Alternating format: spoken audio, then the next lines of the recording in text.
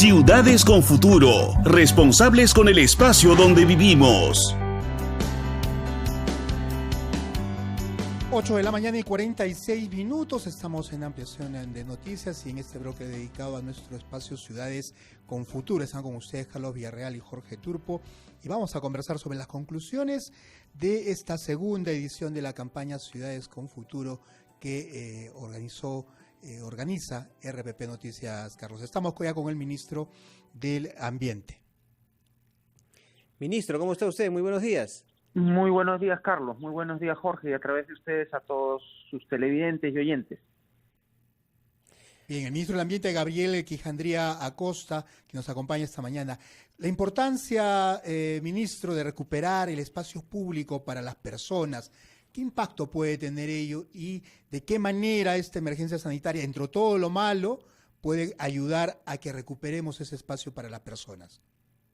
A ver, sin duda la situación de la pandemia nos ha puesto nuevamente frente a los ojos la necesidad de planificar mejor nuestras ciudades, ¿no? Y hacerlo además en una perspectiva integral, incluyendo o buscando vincular la planificación urbana con la planificación de los sistemas de transportes, con la planificación de los servicios públicos, por ejemplo, la provisión de agua, los servicios eléctricos. Y esto además en una lógica de ver cómo esto se conecta con el espacio y con los recursos naturales que están disponibles en el ámbito en el cual se desarrolla la ciudad, ¿no? Cosa que lamentablemente en el país pues no hemos seguido de manera muy aplicada, ¿no? O sea, más bien nuestras ciudades se caracterizan por el desorden. Esta pandemia nos ha permitido avanzar en algunos temas que podemos detallar después, como por ejemplo el impulso de la movilidad en bicicleta, ¿no? Que es algo que estaba empezando a darse, pero no a la suficiente velocidad que se requería. Ahora, ministro, ¿cómo se puede lograr uno de los objetivos más, diríamos, importantes del Estado, y es que nosotros los ciudadanos tengamos una ciudad más humana, una ciudad más sostenible, donde podamos vivir mejor? Hay varios obstáculos. Uno de ellos es la informalidad, por ejemplo, en el crecimiento urbano sin planificación. ¿Qué estrategia sigue el gobierno para un objetivo, repito, fundamental? Ahí el trabajo es multisectorial y y en varios niveles de gobierno. Recordemos que la planificación urbana es una responsabilidad municipal, ¿no? A nivel de las municipalidades provinciales y de las municipalidades distritales, y nosotros como gobierno nacional tenemos algunos mandatos vinculados a intervenciones concretas o a temas concretos en el tema de transportes, en los temas de servicios, en los temas ambientales, en el caso del Ministerio del Ambiente. Y ahí, o sea, el tema es cómo acompañamos estos procesos, como el Plan Metropolitano, por ejemplo, que lamentablemente está nuevamente en revisión después de haber habido un esfuerzo para planificar, o sea, hacer un plan hacia el 2035, por una administración municipal que dijo que eso no servía para nada. Quedó ahí y ahora estamos en un nuevo proceso de planificación que tal vez nos podríamos haber evitado. Y ahora, en este tema, ministro, yo creo que los gobiernos locales tienen un papel fundamental, ¿no? Sobre todo en la regulación de los espacios públicos. No sé si en esta etapa de cuarentena y en términos generales se ha cumplido con este propósito, si los gobiernos locales han tenido efectivamente una participación activa y eficaz en esta regulación. A ver, yo diría que hay una figura mixta, ¿no? O sea, como todo en la pandemia, ha habido problemas para poder atender determinadas responsabilidades y temas asociados al cumplimiento de las metas de estos espacios públicos, pero ha habido un impulso, al mismo tiempo ha habido un impulso a la generación o a pensar cosas distintas a las que estábamos habitualmente acostumbrados, como señalaba. Este impulso que han tenido, por ejemplo, las ciclovías, era algo que se venía discutiendo hacía mucho tiempo, pero no había la decisión desde las municipalidades. Y la pandemia lo que ha generado es que ha hecho que estas decisiones, que tal vez eran un poco complicadas, que no había la decisión suficiente desde la municipalidad de avanzarlas, se hayan podido hacer, ¿no? Porque hay una presión mayor de la ciudadanía por una alternativa más segura en términos de sanidad, por ejemplo, que incluso que el transporte público. Sí. Ministro, ¿y cómo hacer ese nivel de coordinación con los gobiernos regionales y municipales desde el Ministerio del Ambiente para que desde las regiones se sienta mucho más cerca la función que cumple el Ministerio del Ambiente, que no se sienta tan lejana sus acciones, sino más bien sea un ministerio que realmente tenga presencia mucho mayor en el país? ¿Qué planificación también hay ello con los gobiernos regionales y municipales? Sí, nosotros tenemos coordinaciones permanentes y en algunos temas específicos facilitamos incluso inversiones importantes para el cumplimiento de ciertas metas que son de responsabilidad municipal. El caso de los residuos sólidos, por ejemplo.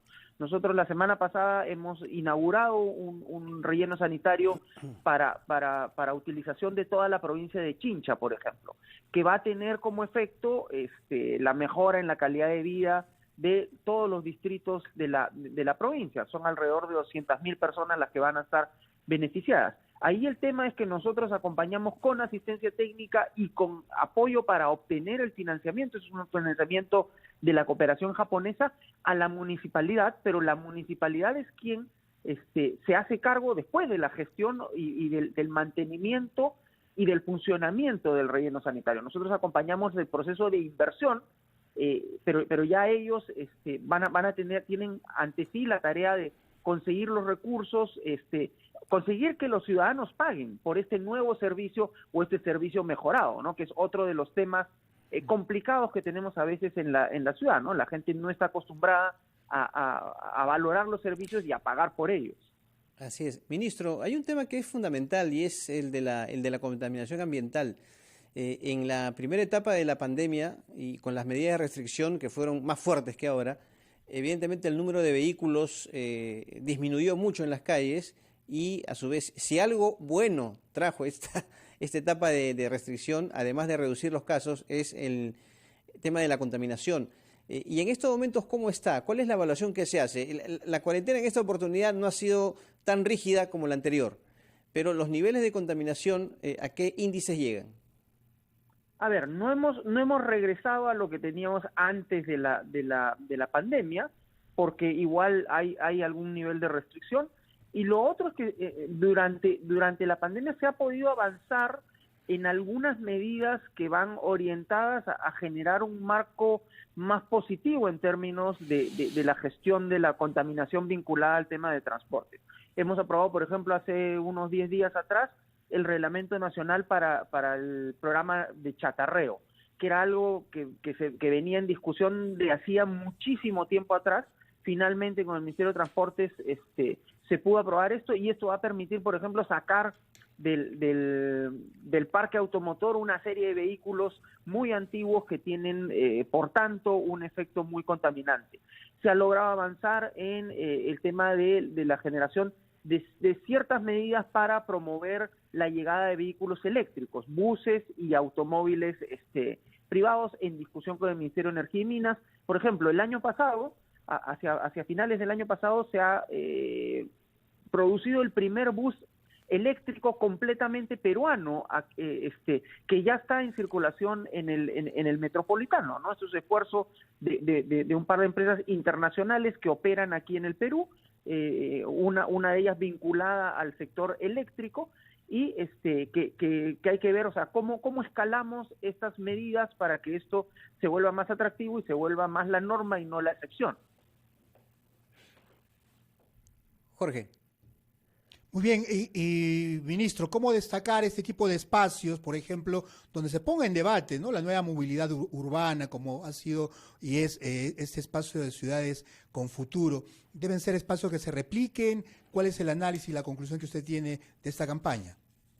Sin duda que estos espacios ayudan muchísimo, ¿no?, a discutir ideas, y sobre todo a lo que señalaba yo inicialmente, a ver la necesidad de articular procesos de planificación. O sea, la planificación de los sistemas de transporte urbano no puede estar desligada de la planificación de los temas de vivienda, de los temas de logística que requiere la ciudad, de los temas de servicios, por ejemplo, ¿no? Todo este tema de los despliegues de las redes de gas natural o las redes eléctricas o las redes de agua, ¿no? O sea, necesitamos que los profesionales que trabajan en cada una de estas líneas estén interconectados entre sí para que no haya que replantear los planes de cada uno en función de lo que el otro ha hecho sin pensar en las consecuencias que generan las decisiones que toman, ¿no? O sea, necesitamos tener estos espacios donde podamos sentarnos todos a discutir, bueno, cómo gestionamos mejor y de manera más eficiente los espacios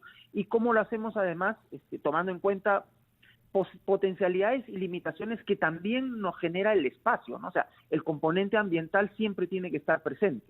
Eso es fundamental. Yo me refería hace unos minutos, ministro, al tema de la contaminación ambiental.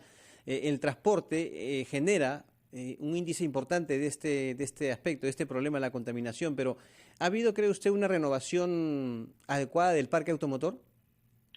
Ha habido una renovación relativa del parque automotor, ¿no? Como consecuencia del crecimiento económico del país, el parque automotor, o sea, y un mayor poder adquisitivo de las personas, el parque automotor se ha ido modernizando. A eso se han unido algunas decisiones que se tomaron ya hace algún tiempo atrás, de mejorar la calidad de los combustibles, por ejemplo, sobre todo en Lima.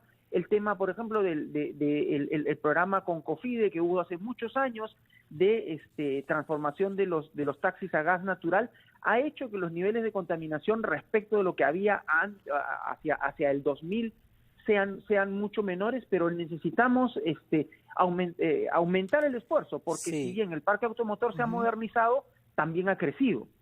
Muy bien.